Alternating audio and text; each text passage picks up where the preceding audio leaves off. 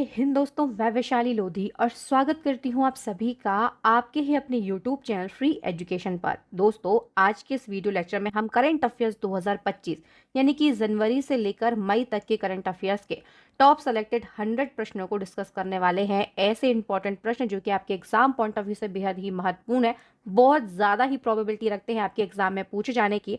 उन सभी को आज हम इस एक ही वीडियो लेक्चर में कवर करने वाले हैं। चलिए, पहला और मोस्ट इंपॉर्टेंट हमारा क्वेश्चन है, हाल ही में संघ लोक सेवा आयोग यानी कि यूपीएससी, इसके नए अध्यक्ष कौन बने हैं? तो आज की ही डेट में अनाउंस किया गया है, 14 मई की डेट में अनाउंस किया गया है कि अजय कुमार जो है, इन्हें संघ लोक सेवा आयोग का नया अध्यक्ष नियुक्त किया गया है। इन्होंने किसको रिप्लेस किया है? प्रीति सूदन को। प्रीति सूदन जो है दोस्तों, इनका कार्य जो है ये 29 अप्रैल को समाप्त हो गया। 29 अप्रैल से ये पद खाली था और अजय कुमार को अभी आज की डेट में जो यूपीएससी है इसका नया अध्यक्ष नियुक्त किया गया है। चलिए, सभी इंपॉर्टेंट डिटेल को हम यहाँ पर कवर करेंगे। 14 मई 2025 को पूर्व रक्षा सचिव और 1985 बैच के सेवानिवृत्त आईएएस अधिकारी अजय कुमार को संघ लोक सेवा आयोग का नया अध्यक्ष नियुक्त किया गया है। यूपीएससी जो है दोस्तों, ये संवैधानिक संस्था है। क्या मतलब होता है इसका? संवैधानिक संस्था ऐसी संस्था है जिसका उल्लेख हमारे भारतीय संविधान में किया गया हो। अब हम बात करें यूपीएससी की, तो इसका जो उल्लेख है ये अनुच्छेद 315 में किया गया है। यूपीएससी जो इसका फुल फॉर्म भी एग्जाम में पूछा जाता है, यूनियन पब्लिक सर्विस कमीशन इसका फुल फॉर्म होता है। हिंदी में से संघ लोक सेवा आयोग कहा जाता है। इसकी स्थापना कब की गई थी? 1 अक्टूबर 1926 को। मुख्यालय नई दिल्ली में है। अध्यक्ष कौन बन गए हैं? तो ये अजय कुमार बने हैं, याद रखिएगा। किसको रिप्लेस किया है? प्रीति सूदन को। निदेशक कौन है? हंसा मिश्रा।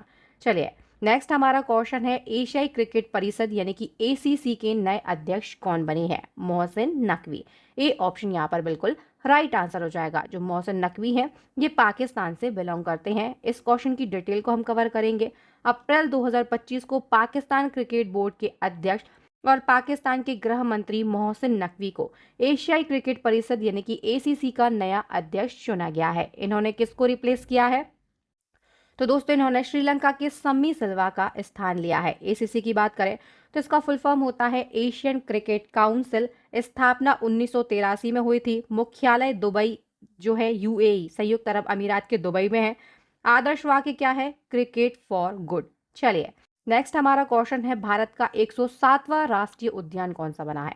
तो दोस्तों, भारत का 107वां राष्ट्रीय उद्यान जो है ये बन गया है सिमलीपाल राष्ट्रीय उद्यान। यहाँ पर सी ऑप्शन बिल्कुल राइट आंसर हो जाएगा। डिटेल को हम कवर करेंगे। सिमलीपाल राष्ट्रीय उद्यान को 24 अप्रैल 2025 को भारत का 107वां राष्ट्रीय उद्यान घोषित किया गया है।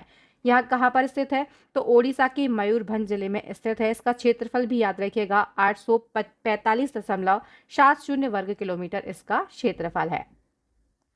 नेक्स्ट क्वेश्चन, 22 अप्रैल 2025 को आतंकवादियों ने जम्मू कश्मीर के किस जगह पर करीब 26 लोगों की हत्या कर दी, जो कि पुलवामा के बाद सबसे बड़ा आतंकी हमला था? दोस्तों, बहुत ही दुखद ये घटना थी। आतंकवादियों के द्वारा 22 अप्रैल 2025 को जम्मू कश्मीर के पहलगाम में बहुत निर्दयी तरीके से हिंदुओं को मारा गया है। उनका धर्म पूछकर उनकी हत्या करी गई है। ये बहुत दुखद ही घटना है। बी ऑप्शन इस क्वेश्चन का राइट आंसर हो जाएगा।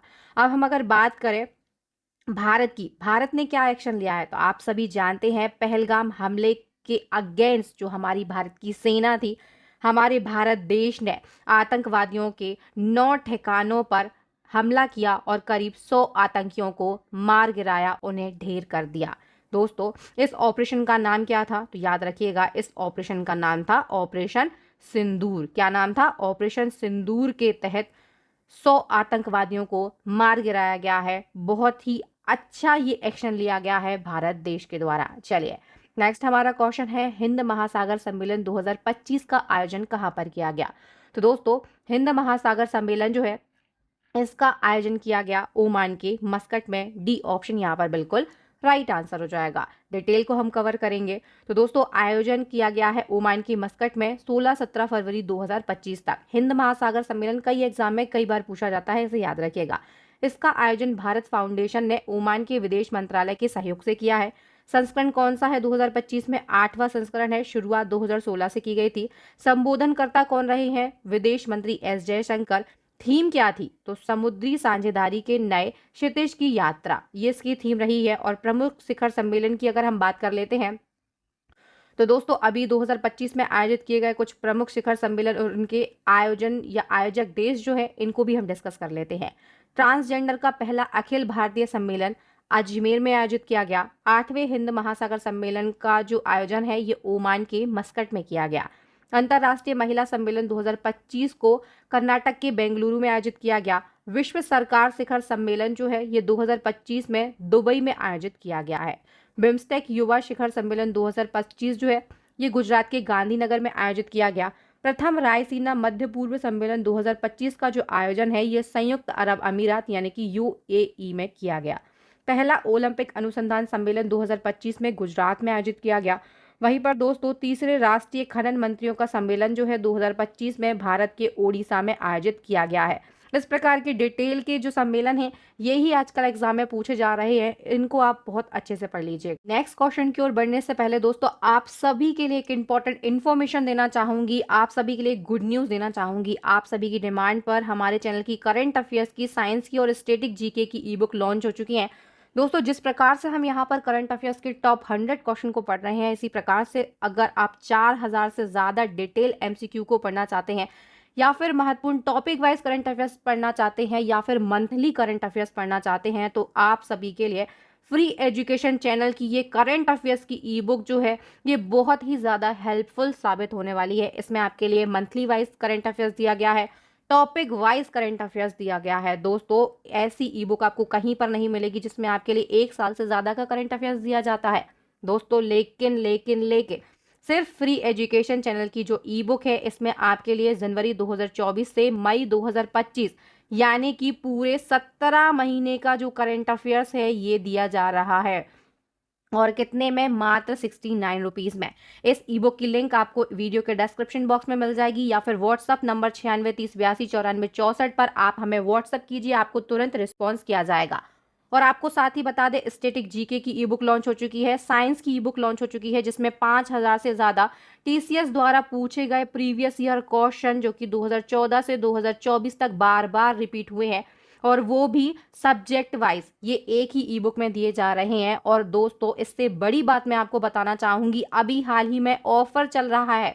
150 रुपीज़ में आप सभी को ये तीनों ई बुक कॉम्बो ऑफर में मिल जाएंगी। आप 150 रुपीज़ का फोन पे कीजिए इस क्यूआर को स्कैन करके, और व्हाट्सएप कीजिए इस नंबर पर 9630829494 पर, और इस ऑफर का जो लाभ है ये तुरंत उठाएं।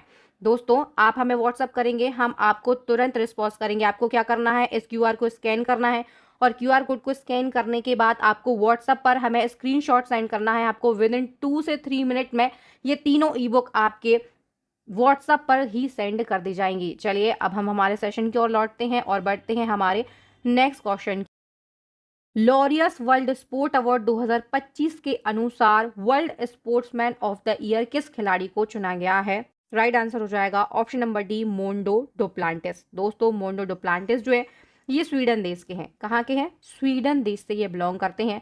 स्वीडन के ट्रैक एंड फील्ड एथलीट हैं, और इन्हें जो world sportsman of the year पुरस्कार है, ये दिया गया है। इंपॉर्टेंट है, क्यों है? क्योंकि दोस्तों लॉरियस वर्ल्ड स्पोर्ट अवार्ड जो है, इसे खेलों का ऑस्कर भी कहा जाता है, और किसे दिया गया है? ये मोंडो डुप्लांटिस के लिए।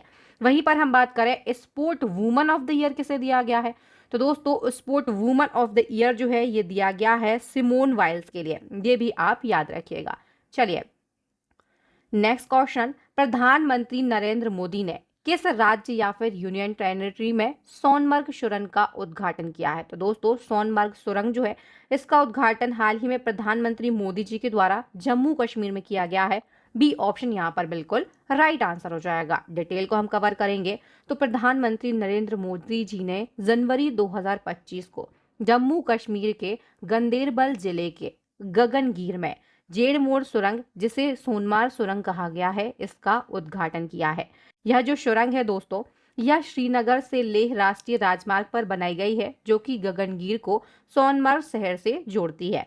इसकी लंबाई कितनी है? 6.5 किलोमीटर। इंपॉर्टेंट है, याद रखिएगा। चलिए नेक्स्ट हमारा क्वेश्चन है, हाल ही में किसे लता मंगेशकर दीनानाथ पुरस्कार 2025 से सम्मानित किया गया है? राइट आंसर हो जाएगा option number B, Kumar Mangalam Birla के लिए हाल ही में दोस्तों लता मंगेशकर दीनानाथ पुरस्कार दिया गया है वर्ष 2025 का। आदित्य बिरला समूह के अध्यक्ष है कुमार मंगलम बिरला और इन्हें यह पुरस्कार दिया गया है। अब हम बात करते हैं लता दीनानाथ मंगेशकर पुरस्कार की। तो ये लता मंगेशकर की मृत्यु के पश्चात वर्ष 2022 में शुरू किया गया था। यह पुरस्कार किसी ऐसे व्यक्ति को प्रदान किया जाता है जिसने राष्ट्र या फिर उसके लोगों और समाज के लिए महत्वपूर्ण योगदान दिया हो। प्रथम विजेता कौन थे? प्रधानमंत्री मोदी जी। 2022 में पहला पुरस्कार प्रधानमंत्री मोदी जी को दिया गया था। अप्रैल 2025 में प्रधानमंत्री मोदी को किस देश का सर्वोच्च नागरिक सम्मान मित्र विभूषण प्रदान किया गया? दोस्तों, जो मित्र विभूषण पुरस्कार है ये श्रीलंका का सर्वोच्च नागरिक पुरस्कार है जो कि हमारे देश के प्रधानमंत्री मोदी जी को दिया गया है। बी ऑप्शन यहाँ पर बिल्कुल राइट आंसर हो जाएगा। क्यों दिया गया है, अब ये इंपॉर्टेंट है। तो भारत और श्रीलंका जो है इसके बीच मैत्रीपूर्ण संबंधों को मजबूत करने के लिए मोदी जी को यह पुरस्कार प्रदान किया गया है। नेक्स्ट क्वेश्चन, देश के किस राज्य में सबसे ज्यादा 11वीं बार राष्ट्रपति शासन लागू किया गया? तो दोस्तों, सबसे ज्यादा बार राष्ट्रपति शासन जो है ये मणिपुर में लगा है। बी ऑप्शन यहाँ पर बिल्कुल राइट आंसर हो जाएगा। मणिपुर के मुख्यमंत्री एन बीरेन सिंह ने इस्तीफा दिया और इसके बाद में दोस्तों 13 फरवरी 2025 को मणिपुर में राष्ट्रपति शासन लगा दिया गया। इस प्रकार मणिपुर जो है ये भारत का ऐसा राज्य बन गया है जहां पर सबसे ज्यादा यानी कि 11 बार राष्ट्रपति शासन लगाया गया है। 1950 से अब तक भारत में 135 बार राष्ट्रपति शासन लगाया जा चुका है।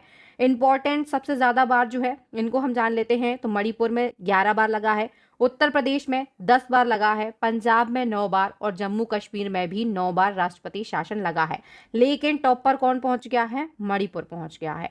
चलिए नेक्स्ट हमारा क्वेश्चन है, किस देश ने राष्ट्रपति द्रौपदी मुर्मू को डॉक्टरेट की मानद उपाधि प्रदान की है? स्लोवाकिया ने। डी ऑप्शन यहाँ पर बिल्कुल राइट आंसर हो जाएगा। नेक्स्ट क्वेश्चन, भारत के 52वें मुख्य न्यायाधीश कौन बने हैं? तो दोस्तों, नए चीफ जस्टिस ऑफ इंडिया यानी कि सीजेआई जो है ये बन गए हैं BR गवाई। ए ऑप्शन यहाँ पर बिल्कुल राइट आंसर हो जाएगा। बात करते हैं सुप्रीम कोर्ट की। तो इसकी स्थापना की गई थी 28 जनवरी 1950 को। कुल न्यायाधीशों की संख्या कितनी है? 33-1 यानी कि एक मुख्य न्यायाधीश है और 33 अन्य न्यायाधीश होते हैं। भारत के पहले न्यायाधीश कौन थे? हीरालाल जी कान्या। मुख्य न्यायाधीश को शपथ कौन दिलाता है? राष्ट्रपति। और मुख्य न्यायाधीश अपना त्याग पत्र जो है ये भी राष्ट्रपति को ही सौंपते हैं। स्टैटिक जीके के ये जो इंपॉर्टेंट पॉइंट है इनको हम साथ में ही डिस्कस करते जाते हैं ताकि आपका स्टैटिक पार्ट जो है ये भी मजबूत होता चला। दुनिया के पहले AI बच्चे का जन्म कहां पर हुआ है? मैक्सिको में। बी ऑप्शन यहां पर बिल्कुल राइट आंसर हो जाएगा। दोस्तों, डिटेल को हम डिस्कस करते हैं। दुनिया के पहले AI बच्चे का जन्म जो है ये मैक्सिको के ग्वाडलजारा में हुआ है। इसे AI बच्चा क्यों कहा जा रहा है? क्योंकि दोस्तों इस बच्चे का जो जन्म है ये आर्टिफिशियल इंटेलिजेंस यानी कि AI की सहायता से IVF प्रक्रिया के माध्यम से हुआ है। यह ऐतिहासिक घटना है। 2025 में कौन सी लेवल लाइफ साइंसेज की एक टीम के द्वारा इंट्रासाइटोप्लाज्मिक स्पर्म इंजेक्शन यानी कि ICSI प्रक्रिया के 23 चरणों को AI और रोबोटिक्स की मदद से स्वचालित करने के परिणाम स्वरूप यह घटना हुई है। इस प्रक्रिया में AI ने सबसे स्वस्थ शुक्राणु का चयन किया, इसे अंडाणु में इंजेक्ट किया और भ्रूण के विकास का विश्लेषण किया, जिसके परिणाम स्वरूप दोस्तों एक 40 वर्षीय महिला ने स्वस्थ बच्चे को जन्म दिया है और इस बच्चे को दोस्तों दुनिया का पहला AI बच्चा कहा जा रहा है। चलिए नेक्स्ट हमारा क्वेश्चन है, ग्लोबल फायर पावर इंडेक्स 2025 में किस देश ने टॉप रैंक हासिल की है? यहाँ पर राइट आंसर हो जाएगा संयुक्त राज्य अमेरिका। ऑप्शन नंबर ए, संयुक्त राज्य अमेरिका जो है ये ग्लोबल फायर पावर इंडेक्स में टॉप पर है, याद रखिएगा। चलिए हम और डिटेल को जान लेते हैं। तो ग्लोबल फायर पावर इंडेक्स क्या है? इसमें देशों को उनकी सैन्य ताकत के आधार पर रैंकिंग दी जाती है, जिसमें संयुक्त राज्य अमेरिका नंबर 1 पर है, दूसरे नंबर पर रूस है, तीसरे नंबर पर चीन है और अपना देश भारत जो है दोस्तों ये चौथे नंबर पर है। बहुत जल्दी ये कोशिश करेगा नंबर 1 पर आने की। चलिए नेक्स्ट हमारा क्वेश्चन है, ऑस्ट्रेलियन ओपन 2025 में पुरुष एकल का खिताब किसने जीता है? आप इमेज देखकर ही जान गए होंगे, ये जेनिक सिनर है। सी ऑप्शन यहाँ पर बिल्कुल राइट आंसर हो जाएगा। चलिए कुछ डिटेल को डिस्कस कर लेते हैं। तो ऑस्ट्रेलियन ओपन 2025 में दोस्तों पुरुष एकल का खिताब जीता है जेनिक सिनर ने। इटली से ये बिलोंग करते हैं। वहीं पर हम बात करें महिला एकल की, तो महिला एकल का खिताब जीता है यूएसए की मेडिसिन कीज ने। पुरुष डबल का जो खिताब है ये हैरी हेलियोवा ने जीता है, जो कि फिनलैंड के हैं, और इनके साथ में हेनरी पैटन जो कि ब्रिटेन के हैं। इन दोनों ने मिलकर पुरुष डबल का खिताब जीता है। वहीं पर महिला डबल जो है ये जीता है कैथरीन सिनियाकोवा जो कि चेक गणराज्य की हैं, और टेलर टाउनसेंड जो कि अमेरिका की हैं। इन दोनों ने मिलकर महिला डबल का खिताब जीता है। चलिए नेक्स्ट हमारा क्वेश्चन है, सबसे लंबे समय तक अंतरिक्ष में चलने वाली महिला भारतीय मूल की अंतरिक्ष यात्री कौन बनी है? तो दोस्तों सबसे ज्यादा समय तक स्पेस वॉक करने वाली महिला जो है ये बन गई है सुनीता विलियम्स। बी ऑप्शन यहाँ पर बिल्कुल राइट आंसर हो जाएगा। नेक्स्ट हमारा क्वेश्चन है, हाल ही में अंतर्राष्ट्रीय ओलंपिक समिति यानी कि आईओसी की पहली महिला अध्यक्ष कौन बनी है? Christie Coventry. बी ऑप्शन यहाँ पर बिल्कुल राइट आंसर हो जाएगा, जो क्रिस्टी कोवेंट्री है। इन्होंने किसको रिप्लेस किया है? तो याद रखिएगा, इन्होंने थॉमस वॉक का स्थान लिया है। हाल ही में प्रधानमंत्री नरेंद्र मोदी का निजी सचिव किसे नियुक्त किया गया है? तो दोस्तों निजी सचिव बनाया गया है निधि तिवारी के लिए। ए ऑप्शन यहाँ पर बिल्कुल राइट आंसर हो जाएगा। दोस्तों अभी हाल ही में मोदी जी के प्रधान सचिव भी बनाए गए हैं। दूसरे नंबर के प्रधान सचिव कौन बनाए गए हैं? शक्तिकांत दास। कौन बनाए गए हैं? शक्तिकांत दास जो है इन्हें मोदी जी का दूसरे नंबर का प्रधान सचिव बनाया गया है। पहले प्रधान सचिव कौन है? तो याद रखिएगा, ये हैं प्रमोद कुमार मिश्रा। कौन? प्रमोद कुमार मिश्रा जो है ये पहले नंबर के प्रधान सचिव हैं। दूसरे सचिव बनाए गए हैं शक्तिकांत दास।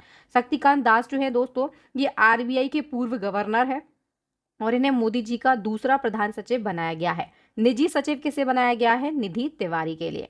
चलिए नेक्स्ट हमारा क्वेश्चन है, राष्ट्रीय फुटबॉल चैंपियन संतोष ट्रॉफी 2024-25 की विजेता टीम का नाम क्या है? पश्चिम बंगाल। दोस्तों पश्चिम बंगाल जो है जिसने संतोष ट्रॉफी को जीता है, किसको हराकर जीता है? केरल को हराकर। केरल जो है दोस्तों ये उपविजेता रहा है।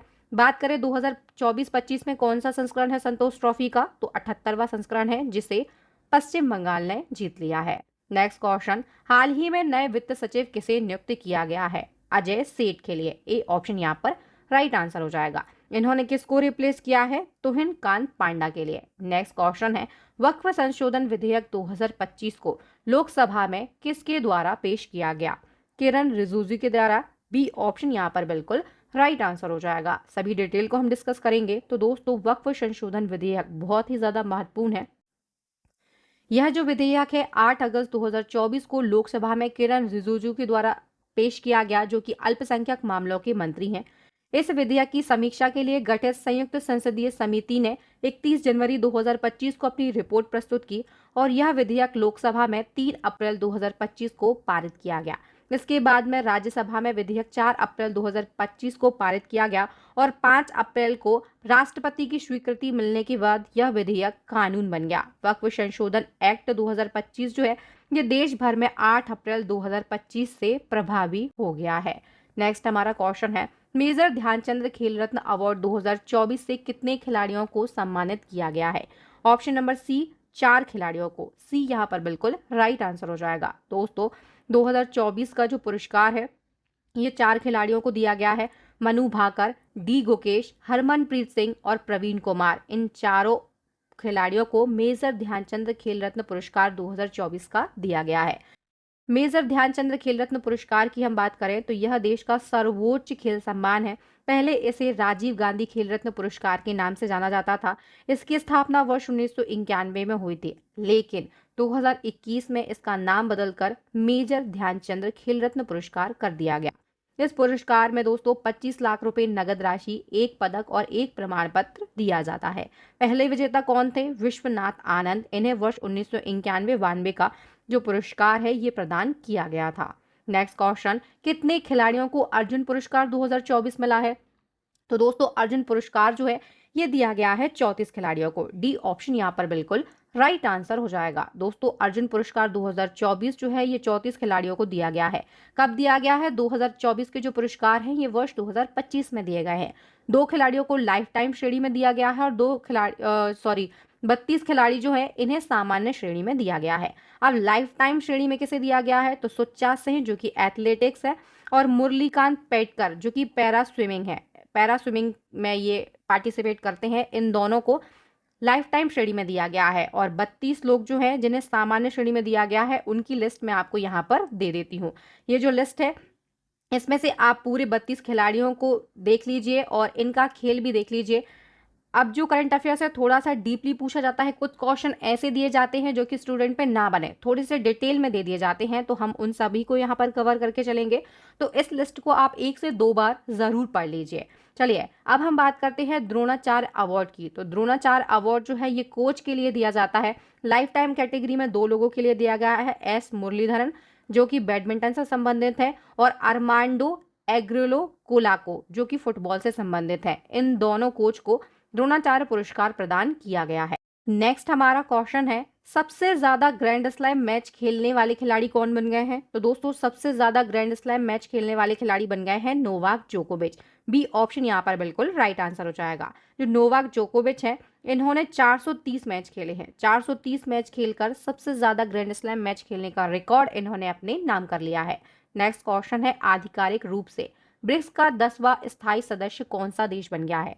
तो दोस्तों ब्रिक्स का स्थायी सदस्य 10वें नंबर का ये बन गया है इंडोनेशिया। डी ऑप्शन यहाँ पर राइट आंसर हो जाएगा। डिटेल को हम कवर करेंगे। तो ब्रिक्स के दोस्तों 10वें स्थायी सदस्य के रूप में इंडोनेशिया शामिल हुआ है। 1 जनवरी 2024 को मिस्र, इथोपिया, ईरान, सऊदी अरब और संयुक्त अरब अमीरात, ये 5 देश जो हैं ये ब्रिक्स के स्थायी सदस्य के रूप में शामिल हुए थे। ब्रिक्स में कुल सदस्य देशों की संख्या कितनी हो गई है, 10 हो गई है। अब हम बात करें ब्रिक्स की, तो इसे सितंबर 2006 में स्थापित किया गया था। शुरुआत में इसमें ब्राजील, रूस, भारत और चीन शामिल हुए थे। इसे मूल रूप से ब्रिक नाम दिया गया था। इसके बाद में 2010 में दक्षिण अफ्रीका शामिल हुआ और इसका नाम बदलकर ब्रिक्स कर दिया गया। अब ब्रिक्स का जो फुल फॉर्म है, इसमें कौन कौन से सदस्य देश हैं, तो बी से है ब्राजील, आर से है रशिया, आई से है इंडिया और सी से है चाइना, और इसके बाद में साउथ अफ्रीका जुड़ा जिससे इसका नाम ब्रिक्स हो गया। इसका मुख्यालय कहाँ पर है, शंघाई, चीन में। चलिए नेक्स्ट हमारा क्वेश्चन है, समुद्र के ऊपर भारत का पहला ग्लास ब्रिज कहाँ पर बनाया गया है। तो दोस्तों भारत का पहला ग्लास ब्रिज जो है ये कन्याकुमारी में बना है। बी ऑप्शन यहाँ पर बिल्कुल राइट आंसर हो जाएगा। दोस्तों समुद्र के ऊपर भारत का पहला ग्लास ब्रिज ये तमिलनाडु के कन्याकुमारी में बनकर तैयार हुआ है। कन्याकुमारी में तिरुवल्लुर प्रतिमा को विवेकानंद रॉक मेमोरियल से यह जोड़ेगा। इसका उद्घाटन 31 दिसंबर 2024 को तमिलनाडु के मुख्यमंत्री M.K. स्टालिन के द्वारा किया गया था। और इस ब्रिज की लंबाई जो है दोस्तों ये 77 मीटर है, चौड़ाई 10 मीटर है और इसकी ऊंचाई 133 फीट है। भारत का सबसे लंबा कांच का पुल जो है ये कहाँ पर है, तो याद रखिएगा ये केरल के इडुक्की जिले में स्थित है। हमने यहाँ पर बात की है समुद्र के ऊपर भारत का पहला ग्लास ब्रिज, तो याद रखिएगा ये कन्याकुमारी में है। और अगर ये पूछा जाए कि भारत का सबसे लंबा कांच का पुल कहाँ पर है, तो याद रखिएगा ये केरल के इडुक्की जिले में है। Next question, actor Manoj Kumar का निधन 4 अप्रैल 2025 को हो गया। उन्हें किस वर्ष दादा साहब फाल्के अवार्ड मिला था। तो दोस्तों मनोज कुमार जो है ये भारतीय सिनेमा के एक बहुत ही ज़्यादा फेमस एक्टर रहे हैं और हाल ही में इनका निधन हो गया है 4 अप्रैल 2025 को। क्वेश्चन में ये पूछा गया है कि इन्हें किस वर्ष दादा साहब फाल्के अवार्ड दिया गया था, 2015 में। सी ऑप्शन यहाँ पर बिल्कुल राइट आंसर हो जाएगा। इन्हें दोस्तों पद्मश्री भी दिया गया था। कब दिया गया था पद्मश्री जो है ये इनको 1992 में दिया गया था, ये भी आप याद रखिएगा। चलिए नेक्स्ट क्वेश्चन को डिस्कस कर लेते हैं। हाल ही में किस देश ने दुनिया का सबसे शक्तिशाली हाइड्रोजन ट्रेन इंजन विकसित किया है। तो दोस्तों दुनिया का सबसे शक्तिशाली हाइड्रोजन ट्रेन इंजन जो है ये भारत ने विकसित किया है। डी ऑप्शन यहाँ पर बिल्कुल राइट आंसर हो जाएगा। इसकी डिटेल को डिस्कस करना जरूरी है। भारत ने दुनिया का सबसे शक्तिशाली हाइड्रोजन ट्रेन इंजन विकसित किया है। इस इंजन का आउटपुट कितना है, 1200 हॉर्स पावर है। दुनिया में केवल 4 देश जर्मनी, चीन, फ्रांस और स्वीडन के पास हाइड्रोजन से चलने वाले ट्रेनें थी, लेकिन भारत की पहली हाइड्रोजन संचालित ट्रेन जो है ये तमिलनाडु के इंटीग्रल कोच फैक्ट्री द्वारा विकसित की गई है। पुस्तक Jammu Kashmir and Ladakh through the ages, इसको किसने लॉन्च किया है। दोस्तों यह पुस्तक लॉन्च की गई है अमित शाह के द्वारा। बी ऑप्शन यहाँ पर बिल्कुल राइट आंसर हो जाएगा। डिटेल को डिस्कस करेंगे। केंद्रीय गृह मंत्री अमित शाह ने 2 जनवरी 2025 को नई दिल्ली में Jammu Kashmir and Ladakh through the ages किताब का विमोचन किया है। इस किताब में दोस्तों जम्मू कश्मीर और लद्दाख के 3000 वर्षों का इतिहास दर्ज है। बात करें किताब की तो इसे नेशनल बुक ट्रस्ट और भारतीय ऐतिहासिक अनुसंधान परिषद यानी कि ICHR के सहयोग से तैयार किया गया है। विमोचन किसने किया है? अमित शाह ने, जो कि देश के गृह मंत्री हैं। नेक्स्ट क्वेश्चन, हाल ही में ग्रामीण भारत महोत्सव 2025 का उद्घाटन किसने किया? नरेंद्र मोदी जी ने। ए ऑप्शन यहाँ पर बिल्कुल राइट आंसर हो जाएगा।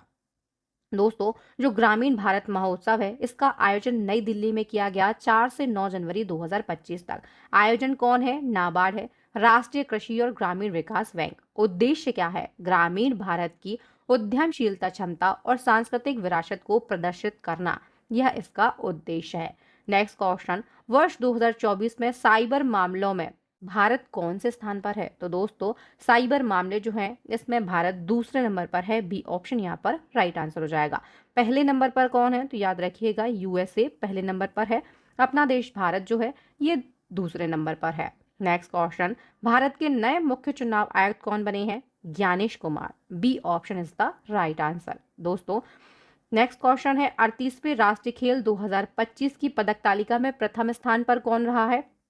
तो दोस्तों प्रथम स्थान हासिल किया है सर्विसेज की टीम ने। बी ऑप्शन यहाँ पर बिल्कुल राइट आंसर हो जाएगा। डिटेल को डिस्कस करेंगे।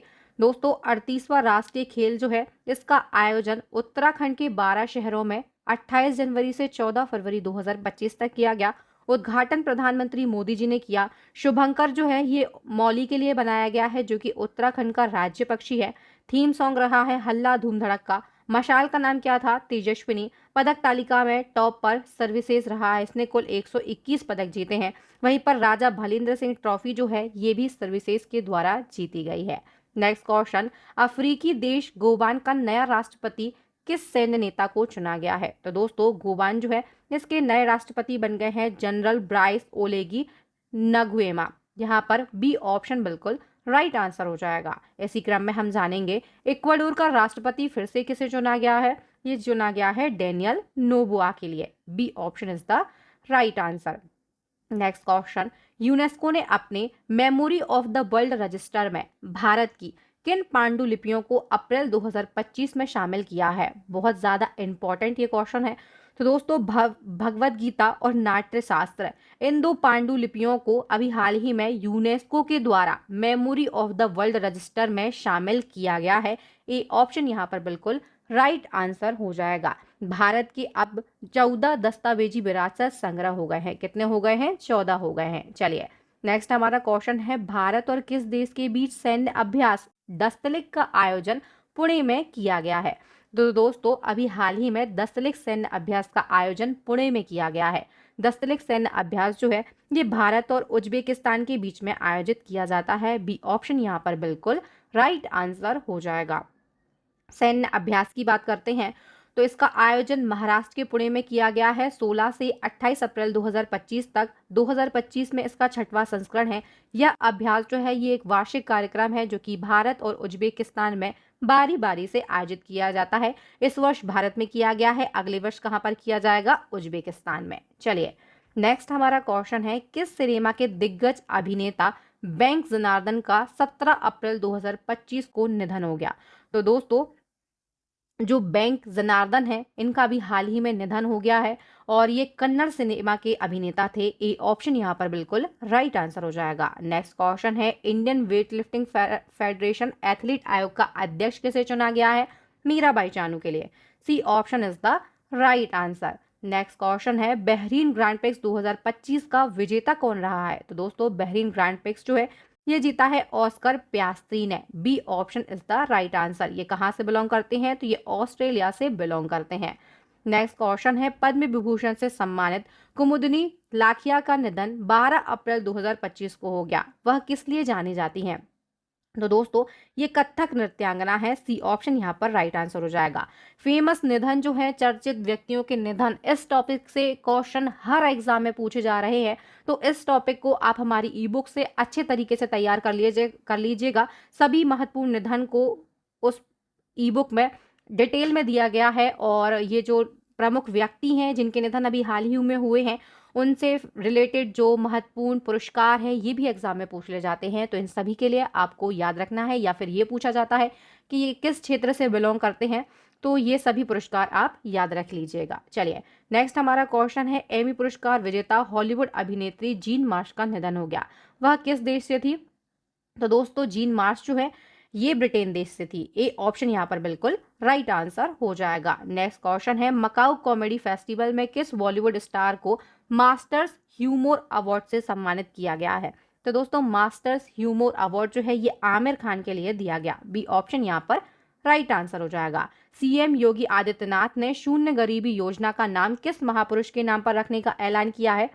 BR अम्बेडकर। ए ऑप्शन यहाँ पर बिल्कुल राइट आंसर हो जाएगा। दोस्तों नेक्स्ट हमारा क्वेश्चन है, महाराष्ट्र सरकार ने मुगल सम्राट औरंगजेब का जो मकबरा है इस शहर का नाम बदलकर रत्नापुर रखने की घोषणा की है। तो औरंगजेब का जो मकबरा है ये कहाँ पर है? खुलताबाद में है, और खुलताबाद का जो नाम है ये बदलकर रत्नापुर कर दिया गया है। यहाँ पर ए ऑप्शन बिल्कुल राइट आंसर हो जाएगा। यही एग्जाम में क्वेश्चन पूछा गया है कि जो औरंगजेब का मकबरा है ये किस शहर में है जिसका नाम बदलकर रत्नापुर किया गया है? तो राइट आंसर हो जाएगा खुलताबाद।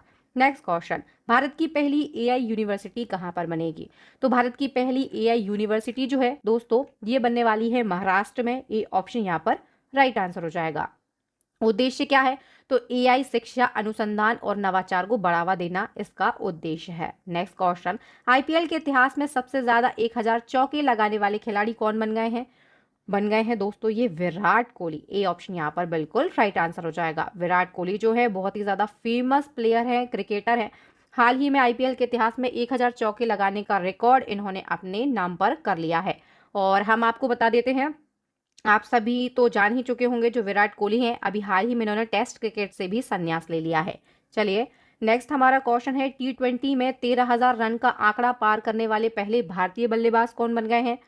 तो दोस्तों इस क्वेश्चन का राइट आंसर भी विराट कोहली है। जो विराट कोहली है हाल ही में T20 में 13,000 रन का आंकड़ा पार करने वाले पहले भारतीय बल्लेबाज बन गए हैं। चलिए नेक्स्ट क्वेश्चन का आंसर बताइए, भारत और UAE यानी कि संयुक्त अरब अमीरात के किस शहर में IIM अहमदाबाद और Indian institute of foreign trade का पहला विदेशी कैंपस खोलने का निर्णय लिया गया है? तो दोस्तों ये लिया गया है दुबई के साथ। डी ऑप्शन यहाँ पर बिल्कुल राइट आंसर हो जाएगा। IPL में सबसे तेज शतक लगाने वाले पहले भारतीय खिलाड़ी कौन बन गए हैं? वैभव सूर्यवंशी। बी ऑप्शन यहाँ पर बिल्कुल राइट आंसर हो जाएगा। बहुत ही कम उम्र के ये खिलाड़ी हैं, और दोस्तों ये राजस्थान रॉयल्स टीम के लिए खेल रहे थे। किस टीम के लिए? राजस्थान रॉयल्स के लिए इन्होंने दोस्तों मात्र 35 गेंदों में 100 रन का रिकॉर्ड बनाया है। सबसे तेज शतक का रिकॉर्ड वैभव सूर्यवंशी ने अपने नाम कर लिया है। दोस्तों यहाँ पर हमने करंट अफेयर्स के मोस्ट इंपॉर्टेंट क्वेश्चन को पढ़ लिया है जो कि 2025 के हैं।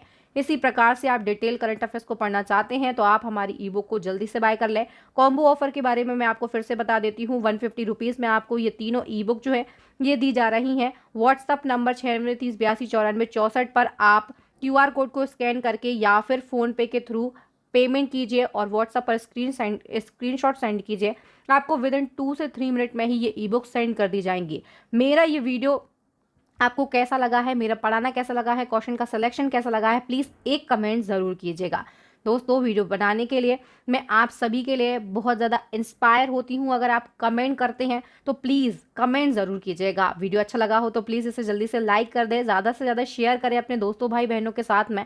व्हाट्सअप, टेलीग्राम, फेसबुक पर आपके जितने भी एजुकेशन से रिलेटेड ग्रुप हैं, आपके दोस्त हैं, सहपाठी हैं, उनके साथ में इस वीडियो को ज़रूर शेयर करें। चैनल को सब्सक्राइब नहीं किया है तो जल्दी से चैनल को सब्सक्राइब कर लें। साथ ही बेल आइकन पर ज़रूर क्लिक करें ताकि आपको हमारे आने वाले वीडियोज़ की नोटिफिकेशन टाइम टू टाइम और सबसे पहले मिल सके। इसी प्रकार के मोर इन्फॉर्मेटिव वीडियोज़ के लिए आप हमारी प्लेलिस्ट को ज़रूर विजिट करें। थैंक यू फ्रेंड्स, मिलते हैं नेक्स्ट वीडियो में किसी नए टॉपिक के साथ में।